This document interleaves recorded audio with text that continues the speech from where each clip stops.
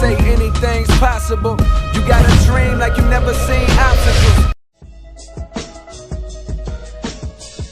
I don't normally do this, but too much rubbish is going on right now. We've got people on TV, the news, etc. They say things, and people say a lot of things, but when you come under the guise of an educated person, you really should watch what you say, especially if you're a historian. The whites have become black. A particular sort of violent, destructive, nihilistic gangster culture has become the fashion. And black and white, boy and girl operate in this language together. This language which is wholly false, which is this Jamaican patois that's been intruded in England. And they're poor, they can't get jobs, they're searched by the police. The black male culture militates against education. I know you did not just go on TV and equate black culture to criminality. Like, seriously, in this day and age, a so-called intelligent man, a so-called educated man can really get away with saying these things? I'm not Jamaican, but I'm offended at what you said about Jamaican people. You equated the Jamaican accent to not being educated and the breakdown of the English language not being educated. Here are a few reasons why I think that's a really stupid thing to say, Mr. Starkey. I know you're a historian, so I don't even need to quote dates. You should know this, right? Isn't it ironic that you blame Jamaican people for looting, when if you think about it, the existence of Jamaica as a country is a consequence of England's looting? In fact, look at countries like Australia. Australia only exists because you needed somewhere to send all your criminals. Most Australians are not black. Please, I'm not saying all Australians are criminals now, but how did that country get populated? You talk about patois influencing the English language, but again, that's very ironic because patois, you know, Jamaicans are essentially Africans speaking English. So even the language, really and truly, it's your influence over our language. You know, why don't they speak Yoruba, Igbo, and Twi in Jamaica? That's very, very ignorant. To take Jamaica, a small island, and then take one stereotype from this small island, and then merge the whole race of people who happen to be the same color as me or different variations of it into one race. We speak thousands of different languages. We come from hundreds of different cities, different tribes, and you just turn us into one generic little group, black. And this is a group that was created in this part of the world, because in Africa, before colonialization, we all refer to each other by our tribes, not by the colors of our skin. You say black culture, have you been influenced by Somalis, Nigerians, Ugandans? No. You talk about in it, but that doesn't, I've never heard of Jamaicans don't say in it. That was started here. Cockneys say that. Why are you putting that on us? It has nothing to do with race, it's class. And this class system was created by the aristocracy that you so happily support. So how can you turn around and say that black people are the people that are causing all this looting? Was it not a white man that shot a black guy that kicked off this riot in the first place?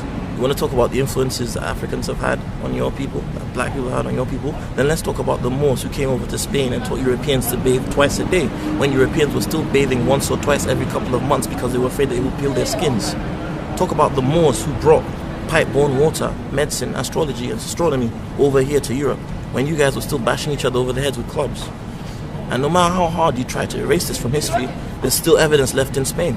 In fact, if you look to literature, a lot of my claims are still justified, because I mean, look, Shakespeare, who inspired him to write the character Othello, was based on a Moor. The first wave of Jamaicans that came to this country came after fighting for your queen in World War II. They were in the front line. Yet every time I watch a World War II movie, Negroes are nowhere to be seen. Even in black and white movies, explain that. You talk about how our culture is looting, but tell me, how did we end up here in the first place? Were my ancestors not looted? Did we just swim here? British Airways didn't exist then, you know.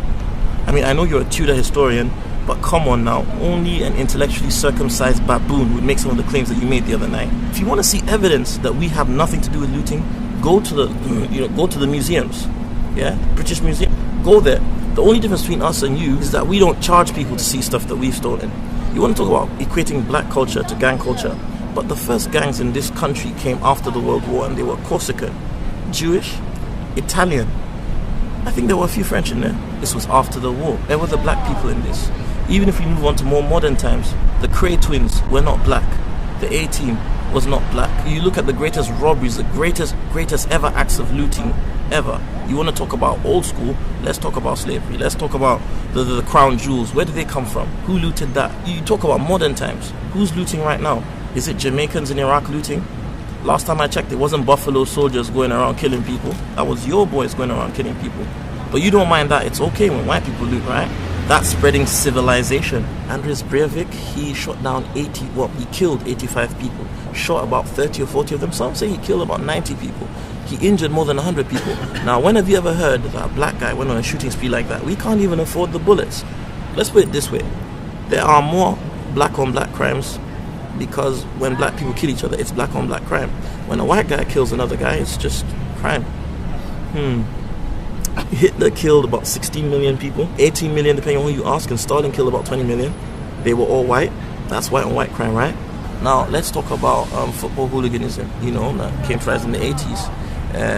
A lot of black football hooligans was a predominantly white thing. Before hip-hop became cool here, you guys were going out and beating each other up and even killing each other over football games. You've got that, and this gave rise to, of course, the National Front and the much younger EDL. You want to talk about rap music and how negative that's been? Rap music originally was a conscious and very intellectual movement until guess who permeated it?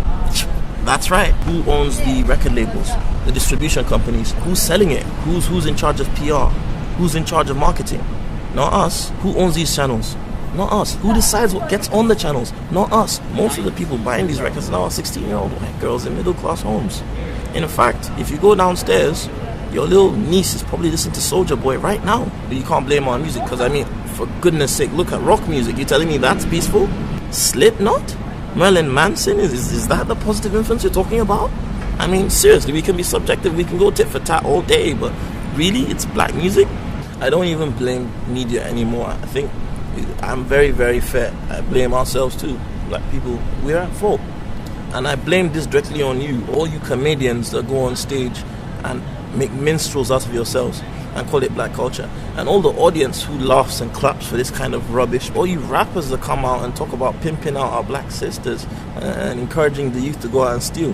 I'm not saying all of you do it, but those of you who do are a disgrace to our race. You guys come out and say, oh, it's just music, but then at the same time, it's like, oh, we're keeping it real. Make up your mind. Are you lying or are you telling the truth? If you're telling the truth, then you're part of the problem and you guys need to go. All you black celebrities that see all these things happening, see all these people taking the piss out of our culture and do absolutely nothing, do nothing. You don't stand up, you don't speak out for us, you just keep quiet, you make your money.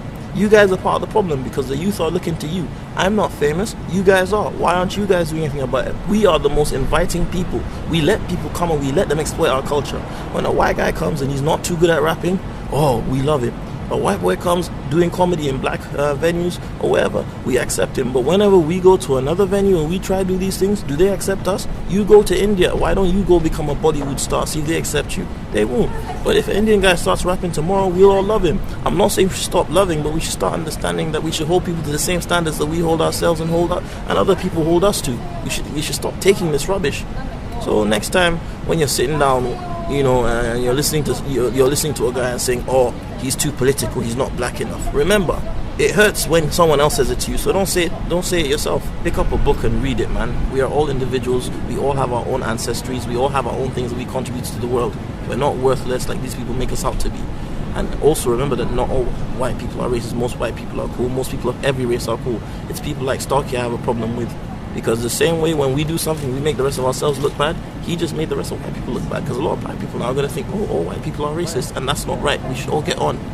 Color is such a stupid thing to hate someone for. And I really wish the world would move on. In conclusion, Mr. Starkey, you, my friend, are a typical example of the adage, a little bit of knowledge is a dangerous thing. You are an educated illiterate. And I remember you tried to pass off sounding white as sounding educated and said that if I heard David Lammy, I'd think he was white because he's educated. Well, if I heard Frank Bruno, I'd think he's white. He doesn't sound too clever now, does he?